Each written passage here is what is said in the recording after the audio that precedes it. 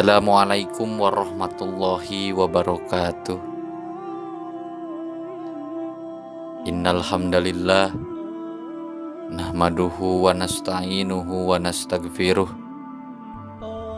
wa na'udzu billahi min syururi anfusina wa min sayyiati a'malina.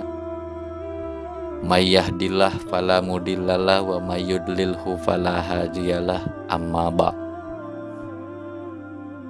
Sahabat yang beriman, amalan apa yang paling Allah sukai? Nabi Sulaiman adalah salah satu nabi dengan ketabahan luar biasa dalam menyebarkan agama Allah. Dengan ketabahannya itu beliau adalah salah satu nabi yang termasuk ulul ajmi. Selain itu Nabi Musa juga banyak disebut di dalam Al-Quran. Terdapat kurang lebih 125 kali beliau disebut di dalam Al-Quran. Nabi Musa alaihissalam adalah nabi yang diberi wahyu langsung oleh Allah Subhanahu wa ta'ala. Beliau pernah menanyakan langsung amalan apa yang paling Allah sukai.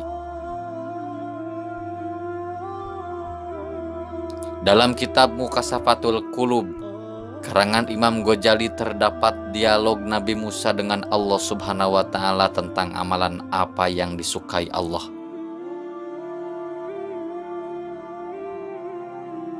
Wahai Allah, aku sudah melaksanakan ibadah yang Engkau perintahkan. Manakah di antara ibadahku yang Engkau senangi? Apakah sholatku? Kata Nabi Musa. Allah Subhanahu wa ta'ala kemudian menjawab, sholatmu itu hanya untukmu sendiri, karena sholat membuat engkau terpelihara dari perbuatan keji dan munkar. Nabi Musa alaihissalam bertanya lagi, apakah Allah menyukai zikir yang dilakukan Nabi Musa alaihissalam?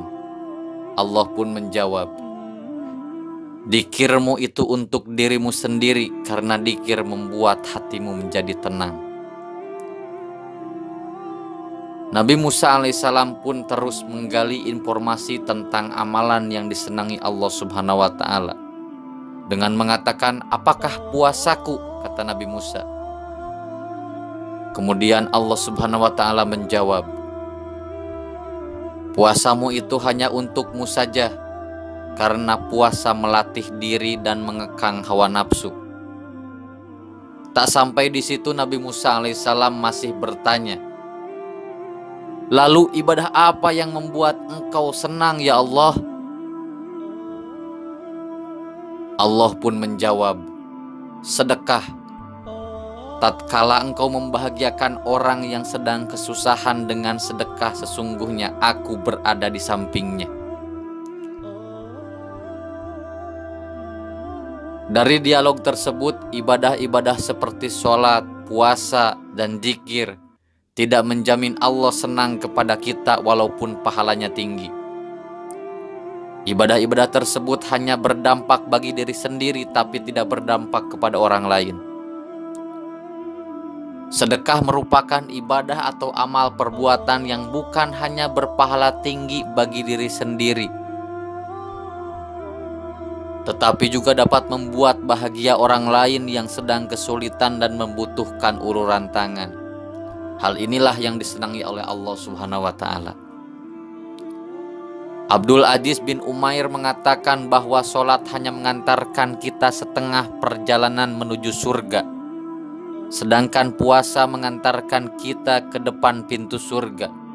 Namun sedekah membuat kita masuk ke dalam surga.